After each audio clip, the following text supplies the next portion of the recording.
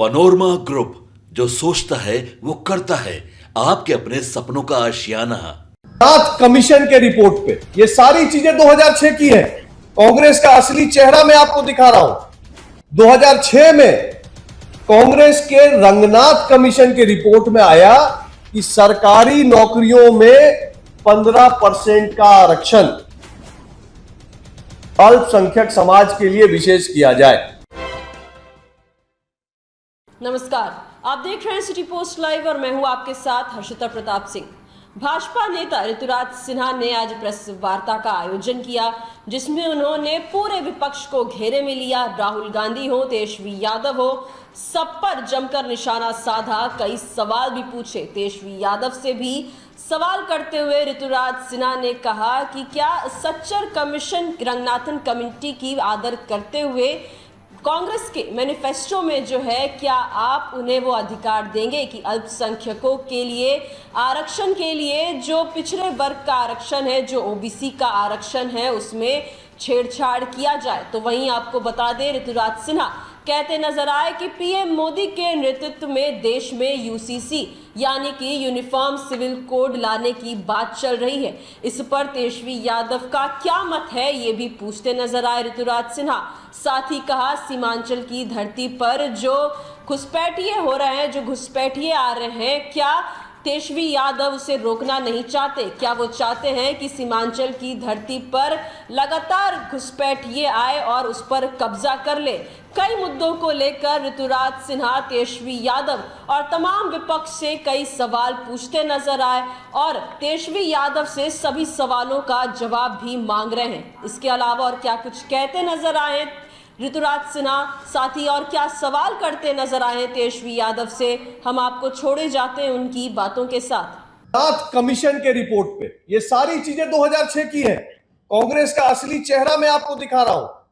2006 में कांग्रेस के रंगनाथ कमीशन के रिपोर्ट में आया कि सरकारी नौकरियों में 15% का आरक्षण अल्पसंख्यक समाज के लिए विशेष किया जाए।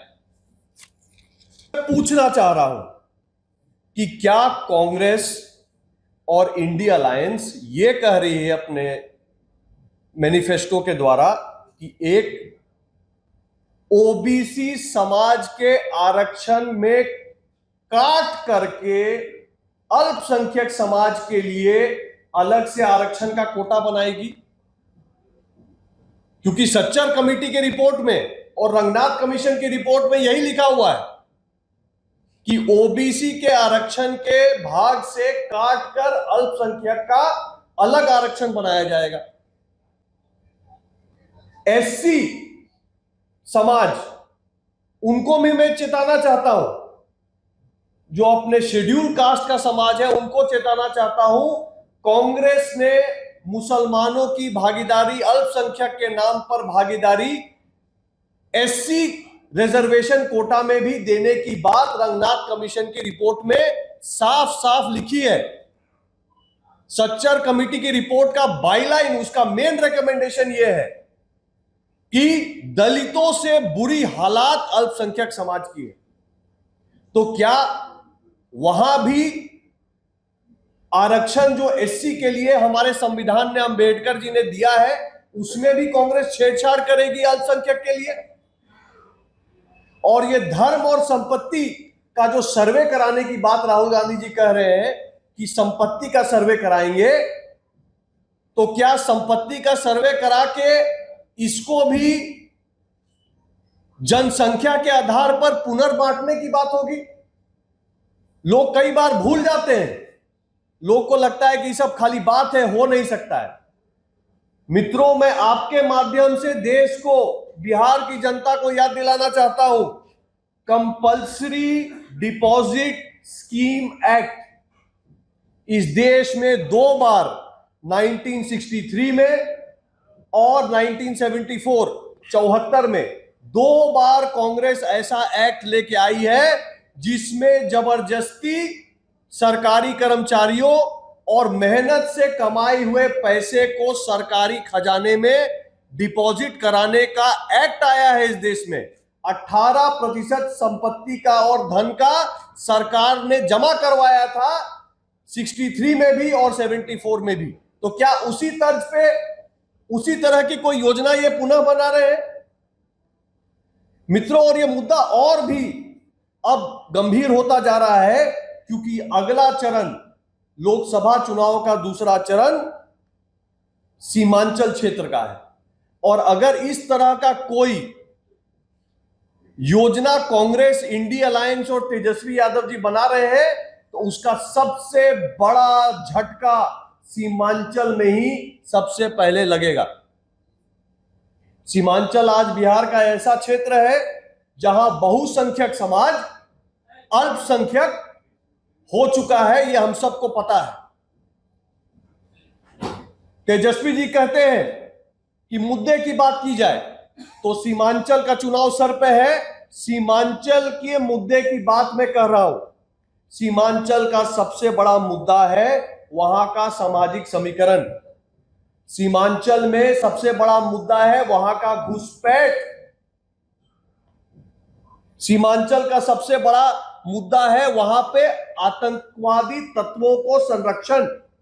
सीमांचल का सबसे बड़ा मुद्दा है वसूली, जिसके वजह से, धमकी वसूली की वजह से वहां से कारोबारी भाग रहे हैं। सीमांचल का सबसे बड़ा मुद्दा है हमारी माताओं और बहनों की सुरक्षा। हमारी मां बहनें उस क्षेत्र में कई जिलों में, सीमांचल के कई जिलों में अपने आप को बहुत असुरक्षित पाती हैं। सीमांचल का मुद्दा है गौ तस्करी। तो मैं तेजस्वी जी से, जो कि इंडिया अलायंस के चेहरा है बिहार में, क्योंकि पहले चरण में कांग्रेसी तो कोई आया ही नहीं बिहार के कैंपेन में, तो तेजस्वी जी ही अगर कैंपेन लीड कर रहे हैं इंडिया अलायंस का, तो तेजस्वी जी से मेरे 5 सवाल है सीमांचल के मुद्दे पे और इस पृष्ठभूमि के मुद्दे पे। तेजस्वी जी, आप स्पष्ट करिए कि कांग्रेस के मैनिफेस्टो में लिखा है, सच्चर कमेटी रंगनाथ कमीशन की रिपोर्ट का आधार देते हुए पूछता हूं कि क्या आप कांग्रेस को मदद करेंगे ओबीसी के आरक्षण में छेड़छाड़ करके अल्पसंख्यक को आरक्षण देने में? पहला सवाल। दूसरा, क्या आप कांग्रेस के मैनिफेस्टो और उनके सोच से सहमत हैं कि अल्पसंख्यक समाज का कोटा शेड्यूल कास्ट में भी होना चाहिए? सीमांचल की जनता की परेशानी को देखते हुए तेजस्वी जी बताइए, मेरा तीसरा सवाल, एनआरसी ला के इस देश में घुसपैठियों को बाहर करने की जो प्रधानमंत्री जी की योजना है, क्या आप उसका विरोध करेंगे? क्या आपको नहीं लगता है कि सीमांचल में घुसपैठ पर रोकथाम होनी चाहिए? इस देश में प्रधानमंत्री मोदी के तीसरे बार पीएम बनने के बाद यूनिफॉर्म सिविल कोड, यानी सर्व नागरिक को समान अधिकार लाने की बात हो रही है। किसी को विशेष अधिकार ना होना चाहिए। हम सब भारत मां के बेटे हैं, बेटियां हैं, और हम सब के अधिकार समान होने चाहिए, क्योंकि हम एक समान नागरिक हैं।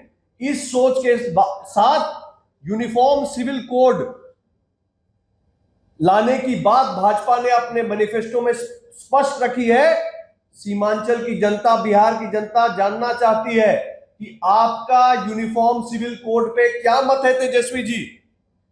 और सबसे बड़ी बात कि अगर कांग्रेस कह रही है कि देश की संपत्ति पर सबसे पहला अधिकार देश के अल्पसंख्यक समाज का है, अगर राहुल गांधी जी कह रहे हैं कि देश में हम एक्सरे कर देंगे, संपत्ति का सर्वे करा देंगे, जिसका जितना संख्या उसको उतना अधिकार देंगे, तो क्या तेजस्वी जी आप आज सीमांचल में भ्रमण में है, आप वहां की जनता को मन से बताइए, क्या वहां पे बहुसंख्यक समाज को चिंतित होना चाहिए कि उनका संपत्ति लेकर अल्पसंख्यक को बांटने में आप कांग्रेस के साथ खड़े होइएगा?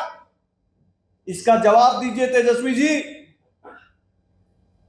भारतीय जनता पार्टी सीमांचल को ममता मॉडल पर बंगाल और बांग्लादेश नहीं बनने देगी। सीमांचल बिहार का अभिन्न अंग है। और वहां की सामाजिक व्यवस्था के लिए हम पूरा संघर्ष करेंगे। ममता दीदी का मॉडल वोट बैंक की राजनीति के लिए घुसपैठियों को अन्य देश से बुलाकर वोटर बनाकर यह राजनीति का जो घिनौना मॉडल बंगाल में चल रहा है, क्या तेजस्वी जी आप इसको बिहार में लाना चाहते हैं? सीमांचल की जनता को अंत में मैं बोलना चाहूंगा, तय आपको करना है। जब आप मतदान देने जाएं तो तय सीमांचल की जनता को करना है कि सीमांचल मोदी जी के साथ चलकर, एनआरसी लाकर, आतंकवाद पे अंकुश लगाकर, यूनिफॉर्म सिविल कोड लाकर क्या सीमांचल बचेगा या इंडिया अलायंस कांग्रेस आरजेडी के साथ, ओवैसी जी के साथ सीमांचल अब पाक बनेगा।